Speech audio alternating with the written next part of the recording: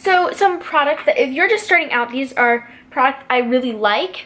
For the longest time, I could not find a kind of good crease shade that's matte.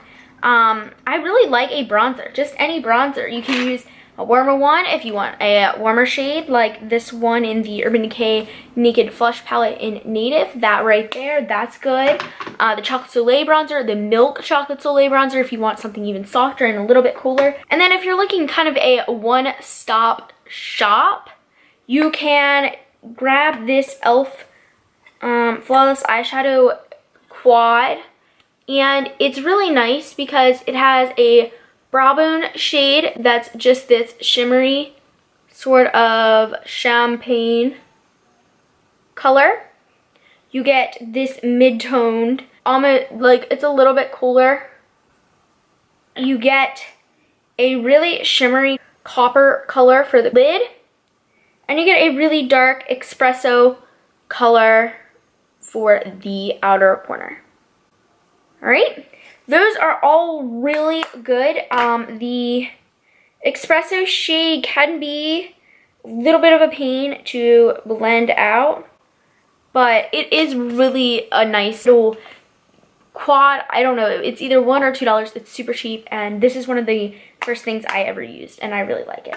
And if you want a little bit more of a punchy, long wearing type of product, I say try out a cream shadow and just put this where when you would put your lid shade, and then top it with a regular eyeshadow in a similar color. This is e.l.f.'s Smudge Pot in Back to Basics, and if you are looking to experiment with cream eyeshadows, you don't really know if you like them, you just want to try them out, go and pick up e.l.f. Smudge Pot. And if you're looking for something like you would want to wear in the workplace, Smashbox's Photo Op Trio in Filter is really nice, and this has Vanilla, which is this cream shade right here. You have Sable, which is this mid-tone brown, and Sumatra, which is this espresso color right here. So that's really nice. It does not have any shimmer, but if you want to go really neutral, this is really nice. All the shades are very pigmented. And if you are wanting to kind of play around with more of a cool toned smoky look, this palette by e.l.f., this is the Everyday Smoky palette, is really nice. I've talked about this before on my channel. I do really like it. It's one of those things, I think when you're starting out with eyeshadow, sometimes it's best to get something that's not, you don't want it chalky or weird and chunky or anything, but you do want something that's going, you don't want it to be way too pigmented because then it can be hard to control. So what I like to do is for a transition shade, I like to use this color. Then I like to either use this on my outer corner or one of these on my outer corner, and then I'm going to, you can go into one of the lighter ones for your lid. I wanted to briefly speak about something I did not show. I like to take an eyeshadow primer. Tarte makes one, Urban Decay makes one, e.l.f. makes one, really anything, or you can do your concealer and just go all the way over your lid to cancel out any veining, and this is going to make your eyeshadow apply smoother.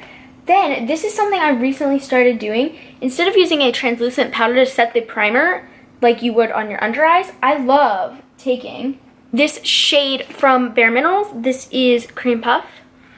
It's just their loose shadow. You're going to use that to set down your primer, and it's really just like the color of my skin, almost a little lighter right there.